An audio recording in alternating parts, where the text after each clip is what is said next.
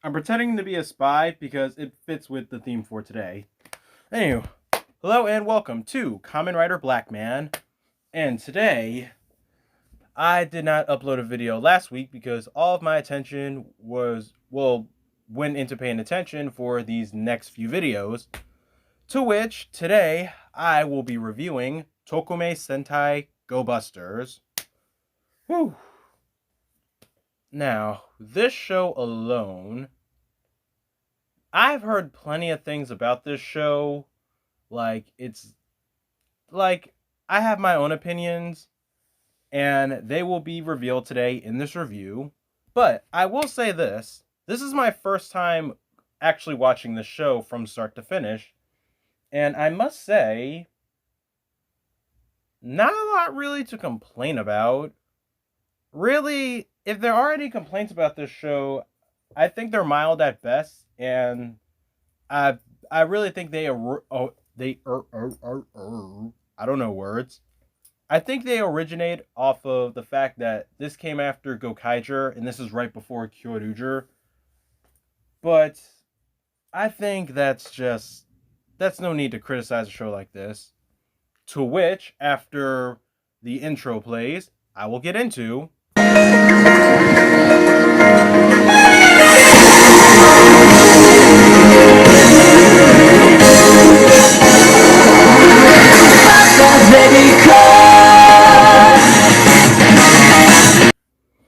As always, before getting into the show, let's talk about the opening.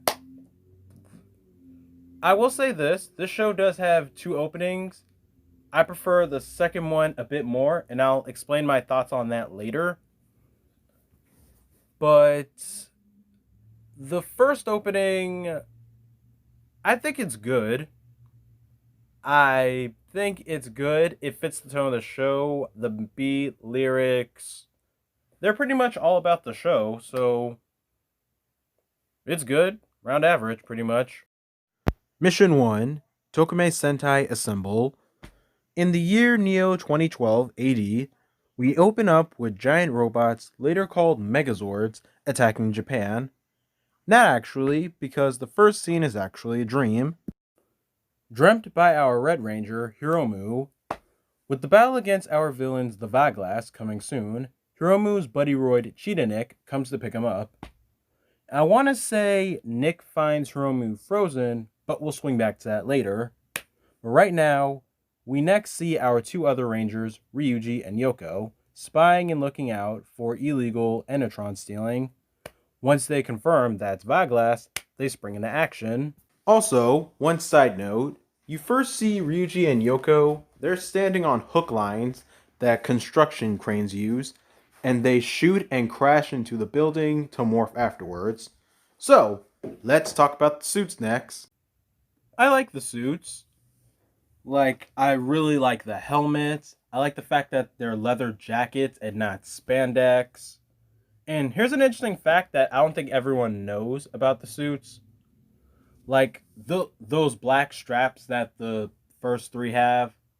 Yeah, James Bond wears those. So look up any picture of James Bond and he'll have those on. But yeah, I like the suits. Black was a smart choice to have going down, because not a lot of Sentai uses that, but the ones that do, they pull it off right. Like Gokaiger and Shinkenger, they have black down, and it fits perfectly for those two shows, as well as it does here.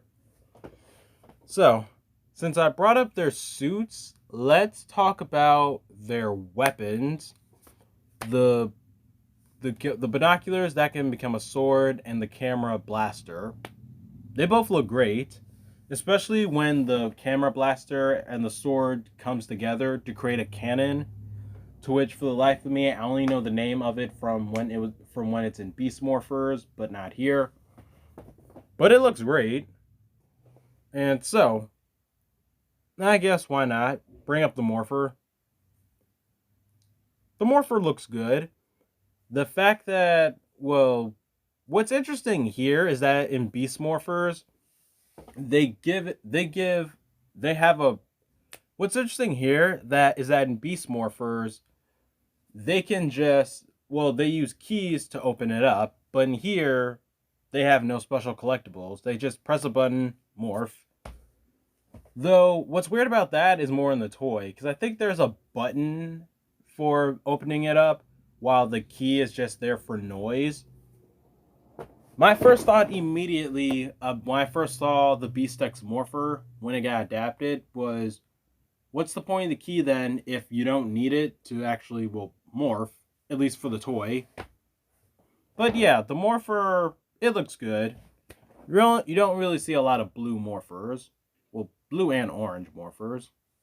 Anywho, after they morph, not just them, but we also meet one of the villains, one who likes to speak French, enter, and he soon lays it down with Wireworks that he's a force to be reckoned with. Take that going forward. And before the next monster attack, Hiromu prepares to get ready, and we have our first subplot. 13 years ago, at a teleportation research lab where Enetron is invented. Enetron, by the way, is a super energy source used for everyday resources, gas, electricity. The future is progressive. And a sentient virus called the Messiah leaks into the lab's computers, wanting to steal all the Enetron so that he could come here to this dimension. He doesn't succeed, thanks to the chief scientist and 2 researchers using their technology to teleport him and the whole facility away. 3 kids were there, and they managed to escape thanks to their parents installing a vaccine program into them so that they'll have superpowers to get out of the building, and if the Messiah was ever to return, combat it. The organization responsible for creating the Go Busters is the EMC, the Energy Management Center. They deal with all things protecting Enetron. The other members of the Special Missions Unit are the commander, Takashi Kuroki, who was close to Hiromu's father and was put in charge of the kids after the incident, and those assisting him are operators Toru and Miho. Fun fact, Toru's actor was in Kokaiger. He wasn't a main cast member, he was in the Mega Ranger tribute as one of Mega Red's students, so maybe after he graduated, he put his computer knowledge to good use. And so, fun fact aside, now it's time for battle. Vaglass has made their move, and with one of their commanders now showing up from here on, they need all 3. But no worries, Hiromu's been training for years to prepare for Vaglass, just like Ryuji and Yoko. The only real issue first for him is his sister, who did not want him to do anything involved with the Vaglass or fighting since the incident. But Hiromu makes it clear as he meets her in the hospital that he's old enough to make his own decisions now and goes off. And just in the nick of time, as Blue and Yellow were out dealing with the first monster of the week, but while that's happening, a Type Beta Megazord appears to steal more Enetron, and Redbuster and Nick go to deal with it. How Megazords work really grabbed my attention in a positive light. They're timed to show up in a certain amount of time while engaging the monster of the week, and if they don't beat the monster in set amount of time, Red could still use his mech while the rest of the team stay and engage. It's a great way to expand the idea of teamwork, having a set amount of time to complete your first task so that your team could finish the whole job together. I like it because it gives them something to work towards. And since we brought up Redbuster's mech first, let's talk about it for a bit. Go Buster Ace. Okay, which by the way, let's say something about the mechs in this show to begin with. Now, because of the subs, I'm not going to be the best at being clear with them. They're either called Buster Machines or Buster Vehicles, but I'm going to call them Buster Machines. And so they have 3 forms: their vehicle form, their animal form, and for Red's mech, CB01, and a few others, they have also a humanoid form. And like what I said, Red CB01's humanoid form is called Go Buster Ace. And Go Buster Ace, he's most likely my favorite mech in the show. I like how it's a car that can become its own Megazord, and it looks, in a way, fantastic. I think the animal motif also helps. But yeah, I think it looks great. It's not too blocky, it's not too bulky, especially for a single car to make a giant robot. I think it, for the most part, looks serviceable.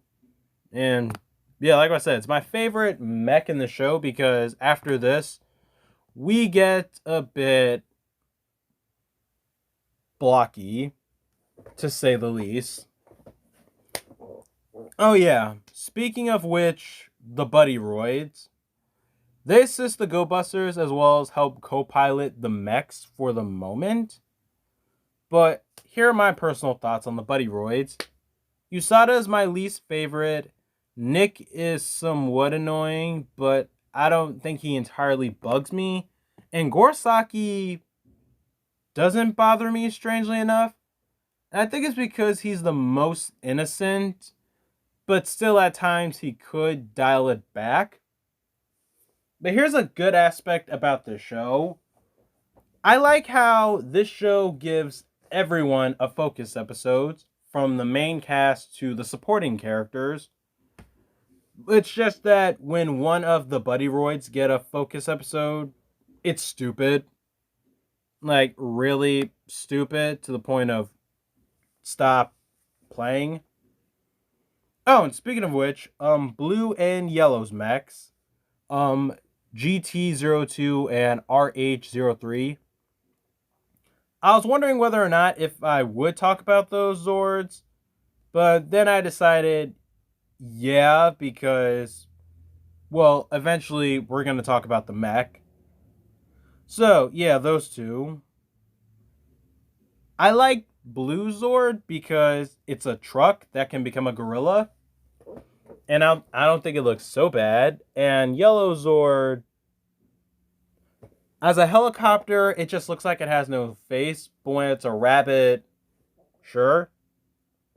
I think for all around, I do like Blue Zord more because, I don't know, like I said, I like the truck form, and it becomes a gorilla with a stereo, I think. I'm not kidding when I say this. It has a legit stereo popping out, and yeah, okay, jamming. Okay, so while I'm not talking about story for the moment, let's also bring up the minions. I'm going to try more now for when a show has minions, bring them up. I don't think I failed to before, but it's just something for me to stay on top of. Anywho, the Vaglass minions, the Bugglers, they don't look terrible for the most part. They're pretty fine. They're pretty good. And I think it helps that I can totally see these as robots, which is what they are. So, yeah, all right. These are good. They're fine minions. Oddly enough, the Go Busters have, well, civilian powers to use in and out of suit. Hiromu's is the one who uses his out of suit the most, but here's an example of everyone using theirs. Hiromu has super speed since he's, well, a cheetah. Ryuji gets super strength because he's a gorilla. And Yoko gets super agility because she's a rabbit. Also, our first rabbit-themed ranger. Let's take that as we will. Yeah, I want to say she gets super agility because she just jumps. But yeah. But with their superpowers, there are also their drawbacks. When Ryuji overheats, he goes sadistic. Yoko needs calories in order to have energy to jump high, and if she doesn't get enough, she'll shut off. And Hiromu's is the most embarrassing one. I don't even know why I'm smiling. It's dumb. You see, if he sees a chicken, he'll freeze for about 5 minutes, and here's why. One day, when he was a kid, he was probably playing hide and go seek by a farm, and decided to hide inside a chicken coop. He must have startled the chickens because he's been scared of them since then. And oh dear God, that flaw, it was ridiculous. If it was meant to be funny, it did not hit the mark. Hell, Power Rangers took that weakness and switched chickens to dogs because a cheetah is a cat. It's still ridiculous because how large and well a cheetah, but at least there's a connection that's not meme worth. Oh, wait. Episode 6 is when we get our team mech, Go Buster O. And, let's talk about Go Buster O. It's meh-ish. Like, it's not my particular favorite. It looks clunky. It looks kind of unnatural. And, I don't know. I feel like at first look, it doesn't look like a standing up robot. It looks like Go Buster Ace is just sitting down. And, that's just me. But I will say this, though. I like the finisher. The finisher, Go Buster O's finisher is it shoots out like missiles or something at the enemy to put them in like some force field and it slashes them to death. That's cool. But the mech design itself, it's not my particular favorite. Like, all the combination mechs in this show are a bit much. And all the simple ones are fine. For example, again, Go Buster Ace. And so, Episode 8, there are blueprints for another Buster vehicle that Enter is after and manages to steal. And Episode 8 is also important for mentioning another character. When Ryuji was a child, he was into robotics and had a mentor named Masato Jin. And in a couple of episodes, he will come into play, as he was another person who went missing into the subdimension, where the subdimension, by the way, is where Vaglass is from. And so, all things concerning the new mech and Masato Jin come into play in episode 15. To send out a new Megazord, Enter has noticed a loss of Enetron and creates a monster to get more. Meanwhile, the commander has been away for the last few episodes, and it was actually Masato who contacted him to say he's back. To surprise, these are our 6 Rangers. Masato and his buddy Royd beat J Stag. Why does Toei consider them 6 Rangers when they're 4th and 5th? Well, who cares? The 2 of them are Beatbuster and Stagbuster. I really like these suits. I think Beatbuster's is my favorite, probably because black and gold are 2 of my favorite colors. And I also really like his helmet. It actually portrays a beetle and not a praying mantis. Hasbro. But yeah, I like their suits. Stagbuster's suit is also good because I really like the helmet on that one too. They're good suits. And yeah, favorite parts of those suits would definitely be the helmets. Although everywhere else looks great too. But I always was curious about something with Beatbuster. And it's those pads that he has on his legs and why he had those. Part of my answer was questioned when I saw them transform. And they were first on Jay's legs. And then they transferred over to him. But I always thought, wouldn't those just slow him down? With those being like a bit huge on him? Apparently not, since he can run fine. And you know what they say? Thick thighs save lives.